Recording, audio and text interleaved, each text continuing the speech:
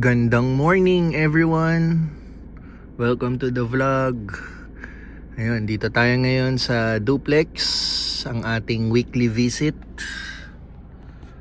So, i-check ulit natin yung bahay, lalong-lalo na yung nakaraan na bisita natin, yung pinalitan nila yung elevation ng hagdanan. Tingnan natin kung may improvement na or nagawa na. So, i-check natin yan. Today is February 6, Thursday. And later, uuwi na rin si Papa galing Taiwan. So, mga 6 PM daw ang kanyang arrival, ang land ng plane. So, let's say mga 7 or before 8 yan makakauwi ng bahay. So, gamit natin yung kotse niya ngayon. Kukunin niya na ito mamaya. And ano pa ba? Ayun, the usual tayo. Ito nga, nandito tayo sa Duplex. I-check muna natin. And then later on, meron tayong onting grocery for Ready Hit Go dahil inasikaso na ni Ate at ni Richie yung luto, yung para sa luto ni Chef Ed bukas. So, may mga ilang items ulit na hindi nila nakita sa respective groceries na pinuntahan nila.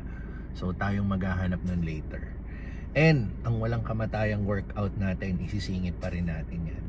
Pero first things first, asikasuhin muna natin tong Duplex. I-check natin ang progress. Tingnan natin kung ano na yung mga mga natapos, no? Ayan. Parang cloudy day ang ano natin, sana wag umulan. Pero okay. Ito ang ating duplex project. So, same pa rin dito sa labas. Wala akong nakitang any changes from last week. Ito yung gate natin. Ito yung facade natin. Yung buong bahay, yung front. So, again, yung garahe natin. 2-car garage for sedan. I think SUV kaya din. Pero medyo masikip, no, pag SUV. Pero ang sure tayo, ang mga regular sedan, kaya yan, 2 cars. So, I think SUV kaya na rin, no? Kasi ngayon ako nagkakaroon ng more perspective dito sa bahay, no? Ayan, no? Kung dalawang gate na to, I think kaya ang dalawang SUV yata, no? Mga regular SUV. Hindi na yung mga talagang huge size na SUV. So, ito yung garage natin. Identical lang ho yan, ha? Unit A and Unit B. Tapos yung mga naka-PVC panel yung ceiling natin. Lifetime yan. Hindi yan aanayin. Hindi yan pepestehin. So, good yan. Magiging low maintenance yung bahay natin. Yan. Pag tayo bumili. So, since nag-welding dito si Kuya and puro mga graba dito tayo mag-check ngayon sa Unit B. Madalas sa Unit A tayo nag-check eh. So, dito naman, nandito yung mga tambak. Mga bato-bato siguro to or mga, ayan, bato-bato nga. Ayan. So, again, ito yung garage natin. Full size window pala tayo. Maganda, oh. Ayan. So, bahala ka na. Maglalagay kang kortina dyan para matabunan. Itong front door natin. So, again, ito yung garage natin. Kasya ang dalawang SUV. Ngayon, ngayon ko lang nare-realize yan. So, ang sedan, kasya rin, maluwag. Ang SUV, may onting space pa rin. Pero kasya ang dalawang SUV yan. Or even pick-up. So, pasok tayo. May isang step and then another step going sa entrance. So, dito tayo sa living area. Ayan.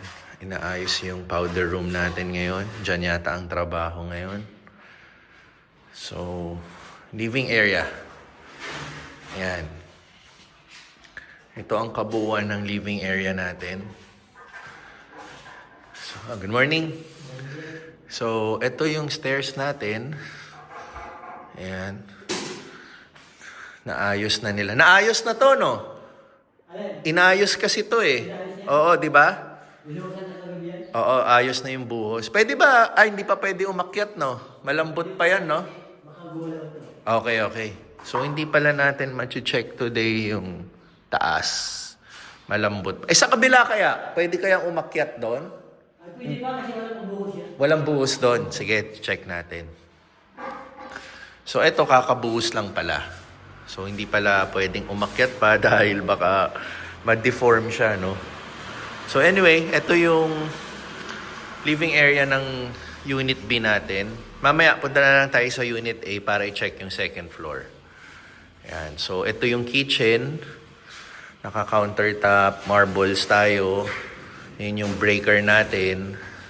And then ito yung open air open air natin para may papasok tayong hangin sa living area and even sa mga bedrooms. Yan, nasa taas yung mga bintana ng bedrooms. So, okay. Silipin natin yung kabila kung makakapasok tayo kasi yun nga, no? May nag-welding and at the same time puro mga graba at buhangin. Ayun, check natin dito. Oh! Kamusta? Yeah. Balita. Check ako ha. Pwede mag-check, no? Okay. So, dito yung walang buhos. Dito yung sinasabi kong mga nakaharap. Mukhang magbubuhos na rin sila rito. Ito. Morning. Ayun, so hindi pa pala tapos dito. Pwede bang sumilip sa taas? Makaakyat? Pwedeng umakyat? Sumilip? Sa kabila pala, nagbuhos na kayo, no? Hindi na ako umakyat. Kasi malambot pa yun eh. Pwede na po tapakan yun, sir. Wag na. Delikado. Baka baka ma-deform yung nyo. Malambot pa yun eh, no? Dito, magbubuhos na kayo. Oo. Sige. Silipin lang natin. Kuha lang din tayong letrato. Yan.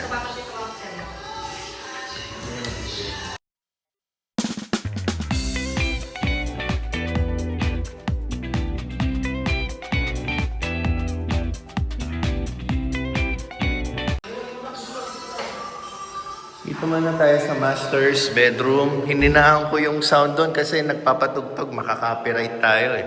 Dito sa YouTube, maselan, di ba? Pag may narinig na music, kinaka-copyright tayo.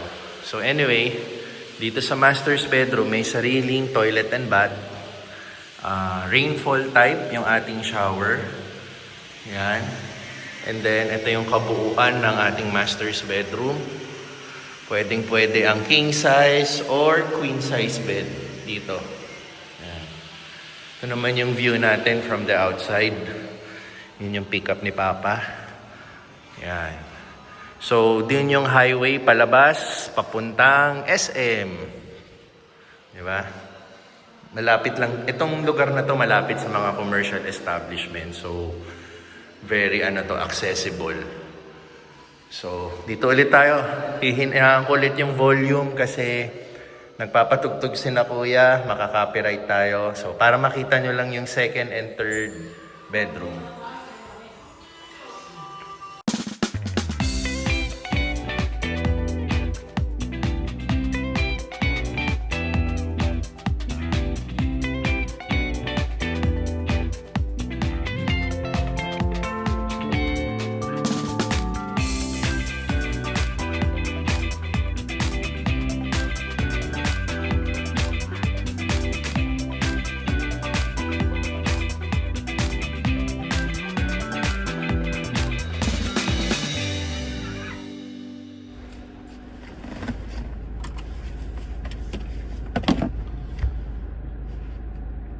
Nakakuha tayong stop.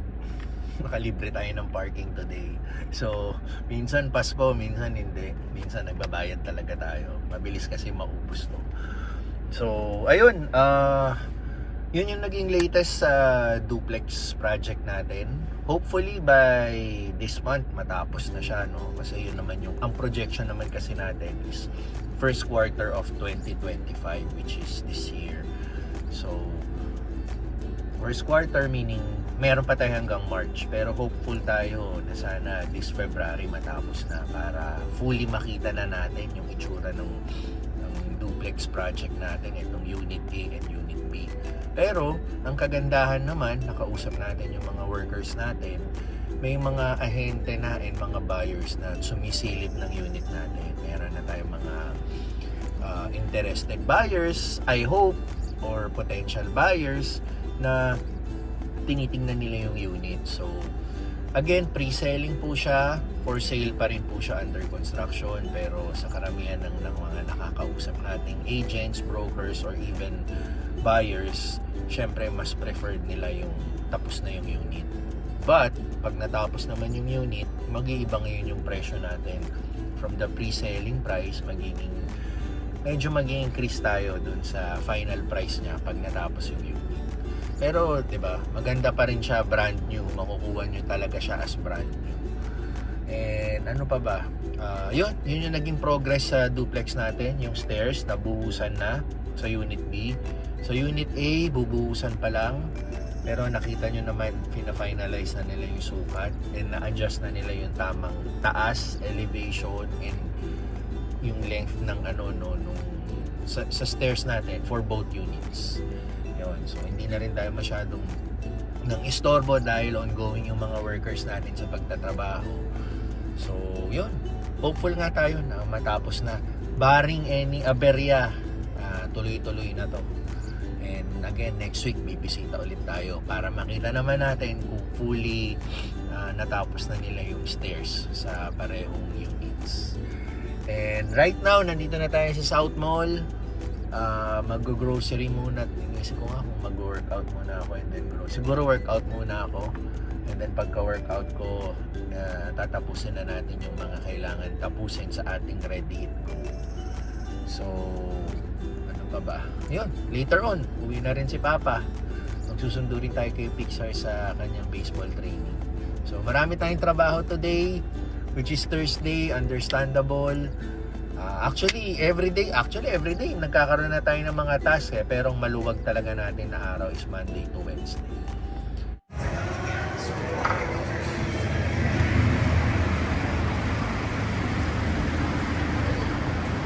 Workout done. So asikasuhin na natin yung ating Ready Hit Go. Iwan ko lang tong bag sa kotse para wala tayong masyadong dala. Sa mga millennial dyan, nabalitaan nyo ba yung nangyari kay Barbie Sue or kilala natin na Shanchay yung sa Meteor Garden, yung mga year 2000, kasagsaga ng Meteor Garden, yung F4 tsaka si Shanchay or si Barbie Sue. Yon, ang nangyari kasi recently lang namatay na maalam na or namatay si Barbie Sue. May sakit siyang influenza, pneumonia, parang gano'n. Nagbabakasyon sila sa Japan and then dun siya tinamaan ng sakit. So, dun din siya namatay. Parang ang lumalabas ang mga reports, parang hindi siya nabigyan ng tamang medical attention, no? Kung saang hospital siya napunta. Tapos takot din yung mga doktor sa Japan dahil foreigner siya. Yun, hindi alam yung medical history niya. Basta, in short, hindi siya nabigyan ng tamang medical attention. Kaya umabot siya sa ganung na namatay. So, maraming nalulungkot kasi ayun nga, mga fan tayo ng year 2000, no? Parang dati pag uuwi ka galing school or lalo na nanay ko, number 1 fan yan ng Meteor Garden. Ako, hindi ko nasubaybayan lahat pero base nga sa mga highlights or paminsan-minsan napapanood tayo. So, may idea tayo kung sino si F4 at si Shanchay. So, ayun. Yun lang. Konting items lang naman ang kailangan natin. Halos tapos na nila ate. Wala lang talaga yung makikita natin dito doon sa pinupuntahan nilang grocery. So, bilhin lang natin to para makumpleto na natin yung kailangan natin sa Ready Hit Go.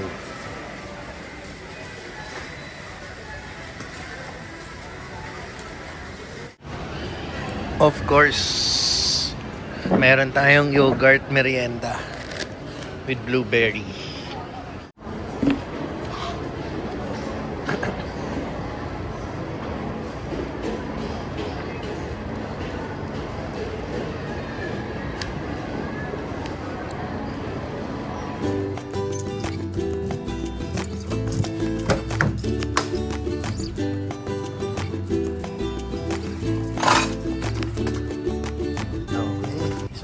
naman natin si Pixar sa kanyang baseball training. Pero bago natin siya sunduin, magpipick up muna tayo ng sticker sa ating Ready Eat Go. Kasi may ino-order kaming sticker, nilalagay namin sa mga containers na pinaglalagyan ng mga pagkain. Yan. Parang branding na rin, no? So, sa Commerce Center siya sa Alabang. Ilang years na rin namin na doon kami nagpapagawa palagi. So, pupuntahan muna natin yun. And then after nyan, susunduin na natin si Pixar sa kanyang training. So, sakto lang yung oras. Patapos na yung training niya pag nakuha na natin yung sticker.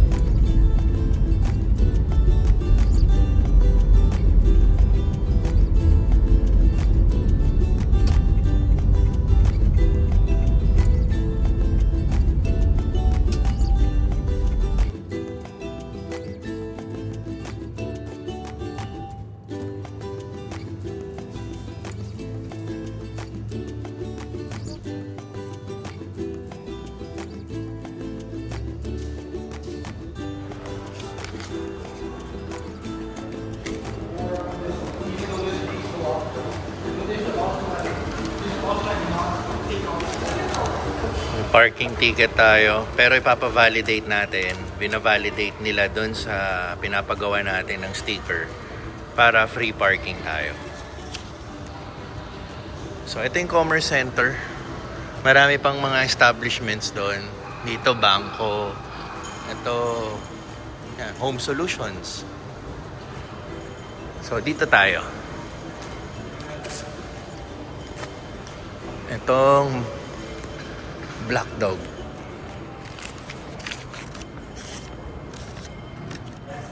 Hello po.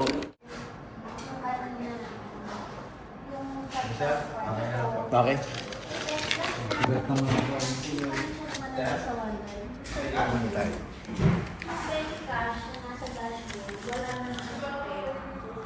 Ay, ito.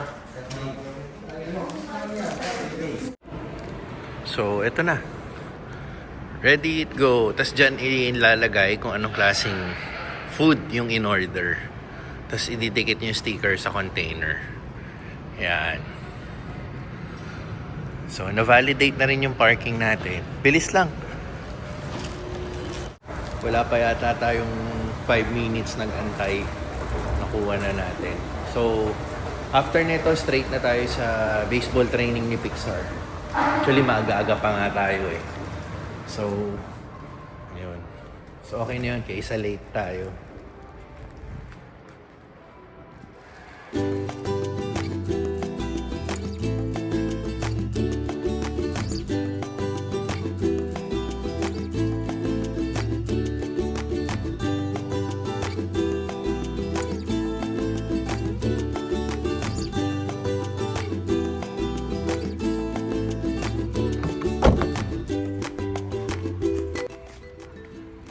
Okay.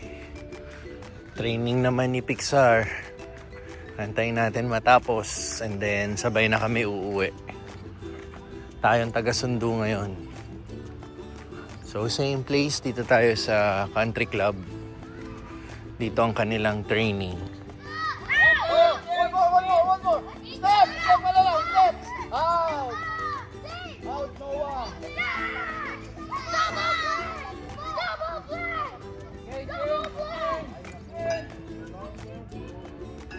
Si Pixar.